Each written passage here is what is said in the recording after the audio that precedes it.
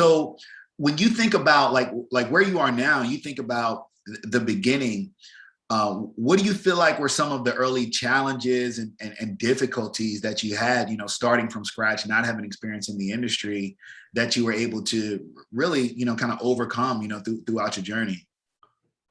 Let's give me like top two. Yeah. So I know that I'm speaking to some people. So when I say, I like to joke and say like I'm not the smartest dude and I'm not the sharpest tool. And what I mean by that is this: what might take you, Rod, somebody telling you one time, like, hey, Rod, this is how it's done. You might understand it like right then and there. But for me, it's going to take me a lot of repetition for that to like stick. And so, how I kind of compartmentalized my day was everything that was more like administrative, I saved for after hours. But everything that was the most important thing, like I firmly believe that if you're starting a business, sales is the most important thing. Like everything else will figure itself out. Right. That's right. Everything else will figure itself out, but that's the most important thing in the beginning. Like just sell, master the game of sales, like figure out what you need to do. Because, if you're not selling enough, you're not going to have enough coming in. And if you're not having enough coming in, now you're, all that time you were wasting on stuff that had low, low ROI, like low returns, like you had the whole ingredients wrong. And so one of the things that really helped me early on was if I didn't understand something, I saved it until like after 5:30, or I think our hours were 9 to 6 back then.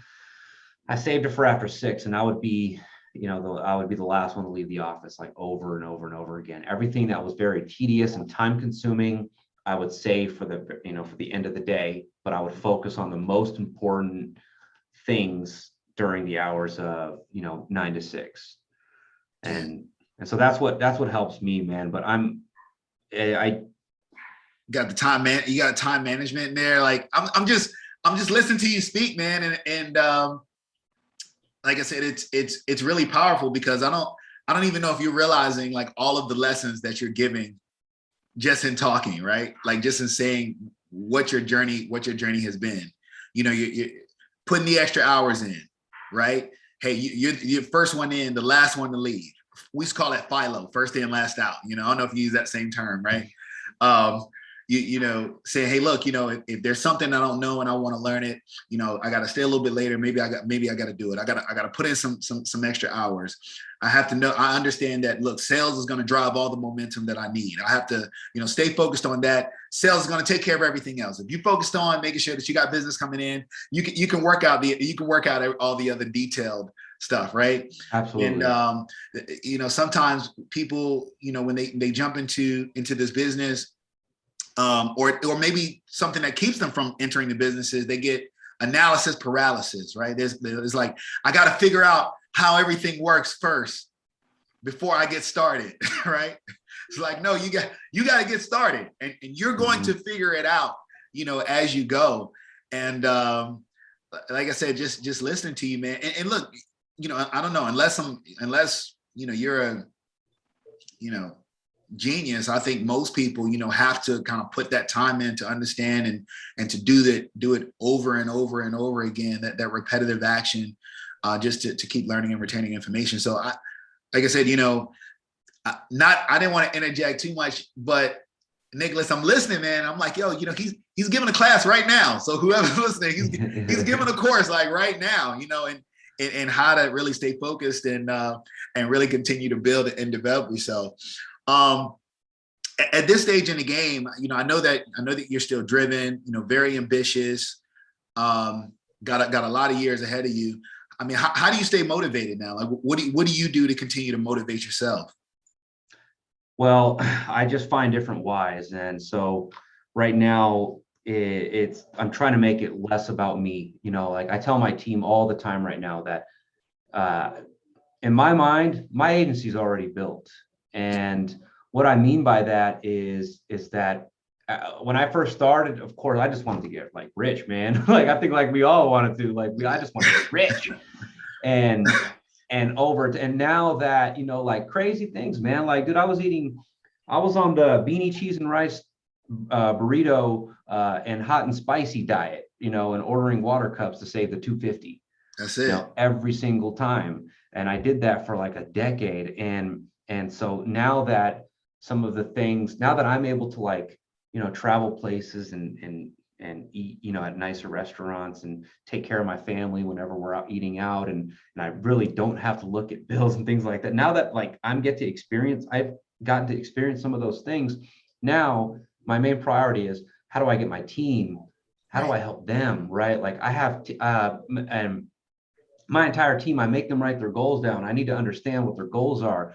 And I don't make my business, I don't expect for them to make their lives revolve around my business. So for example, like I have, I want to know what their goals are. And then I dissect what their goals are, and I make them equivalent to what that's going to, how that's going to translate into what their sales goal needs to be here at the office. And then that way, when they attack their sales goal, they can expect this much in commissions or what have you, and then they can use that to build and fund whatever they've got going on. So I just changed my whys. Right now, it's all about my team. It's all about helping them get to where they want to be in life. And even deeper than that, my true whys are, you know, I'll show you right here. I mean, I've got it right here. I basically, this is everything I care about in one photo, right? You've got everything I care about. I've taken this Word document. I've taken a bunch of Instagram photos of people and everyone that's important to me. You've got my nieces, you've got my lady, you've got, you know, this is what's important to me. And so that's what I use to fuel me. And that's what, like Tony Robbins says, it's not that I don't have to push myself to my goals. My goals pull me towards them. So that's what drives me, man. I mean, my nieces don't really have a strong father figure in their lives, right? So I feel like that's my responsibility. Right? I want to be there for them. I want to help them whenever they give Uncle Nick a call, right? I don't have kids yet, but, you know, when I do, you know, I'm already forecasting for that. You know, take your time, man. Take your time. My mom, right? My mom. You know, no mom's probably pushing you, but take your time.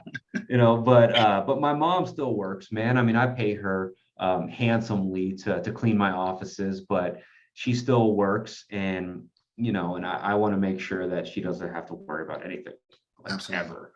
You know, that's an easy one. And so just changing your whys, man.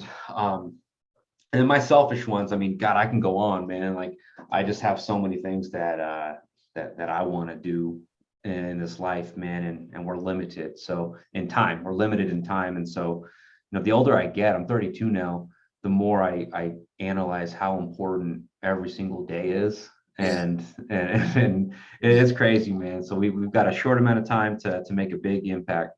That's right.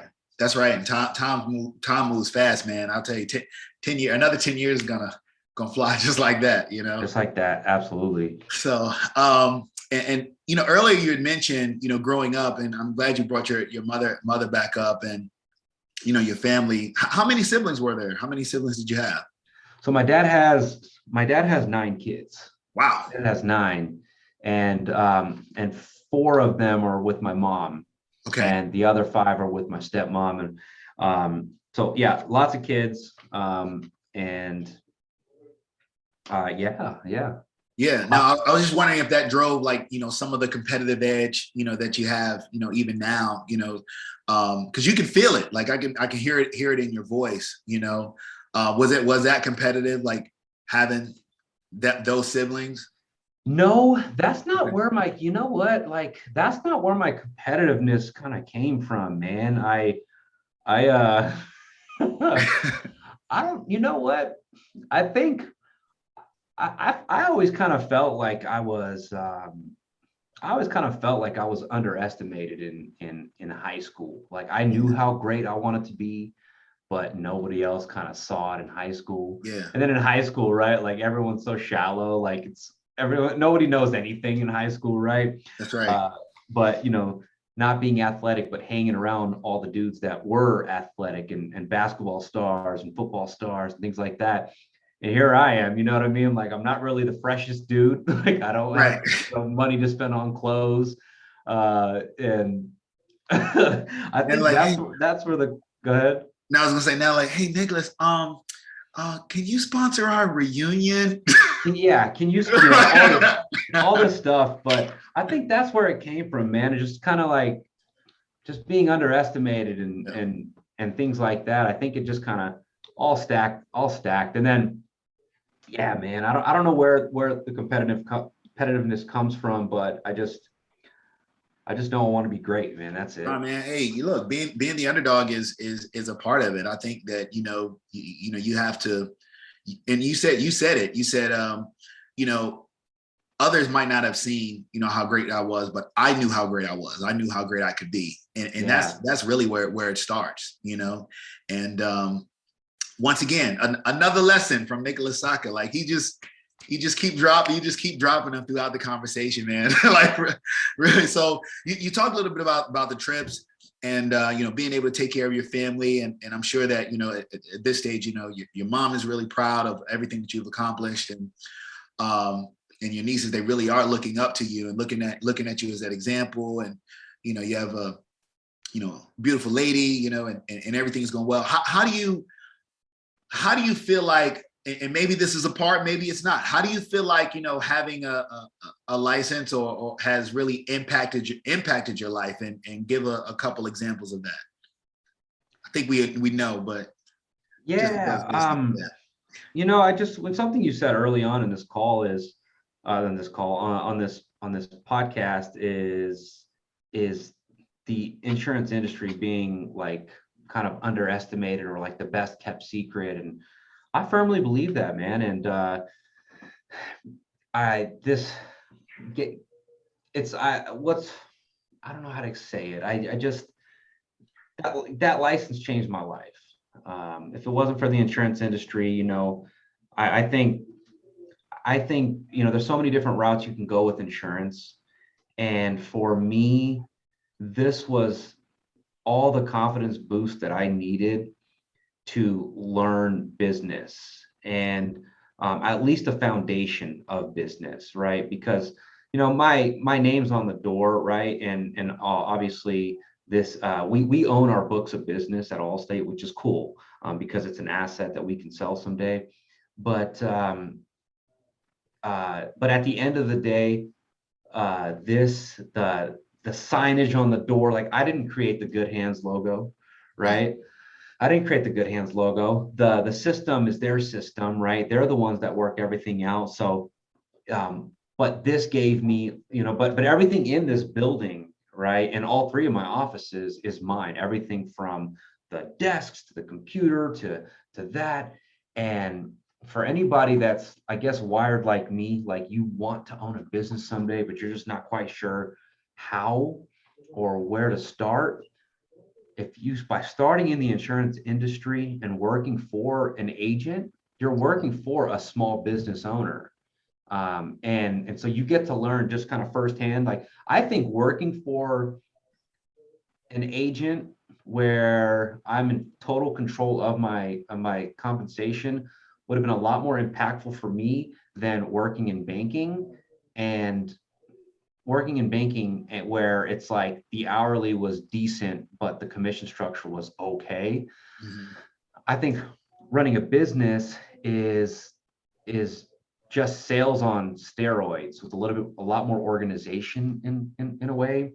And without the license, none of this would have been possible. But I think no matter what license you get with the insurance industry, it'll give you an opportunity to take that first step into being exposed to all this stuff, especially if you work for a really good agent. And how will you know if you're working for a really good agent? Interview a bunch of them. Feel the vibe, do some research, try to get to know who you're, going to be working with. And I think that can give you all the experience that you need to for whatever that next level is in your journey. Absolutely. You know, like I've got a guy in here.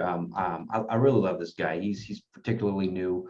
You know, he's very talented in music. Like I firmly believe he can blow up as a rapper, and him working with me, I want to see that happen. Right. I selfishly just want to say, like, I know that guy.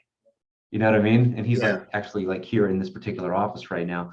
I want to selfishly be like, I know that dude. You know, if I hear his music, I'm like, I know that guy. Like he worked with me, you know, That's funny, and man. Like that's, you know, my background before insurance is music. Go ahead. Right. okay. Yeah. And I totally want to see him succeed. And I know that, you know, he prior to this, he was just working at Amazon, Yeah. making like maybe like $15 an hour, maybe $30 an hour, no opportunity for commission, no opportunity to control that income. And so when I coach him, I want to see that he maximizes our compensation structure and then to use these commissions to reinvest in whatever he wants to do. You That's know, right. maybe that's his music, maybe that's, you know, I don't know what that is, and I don't know how long I'll have him, but I know that I'm going to give, as long as he gives me 100%, I'm going to give him 200% in return to help make whatever he wants to happen possible. And it all started with the insurance license. So That's right.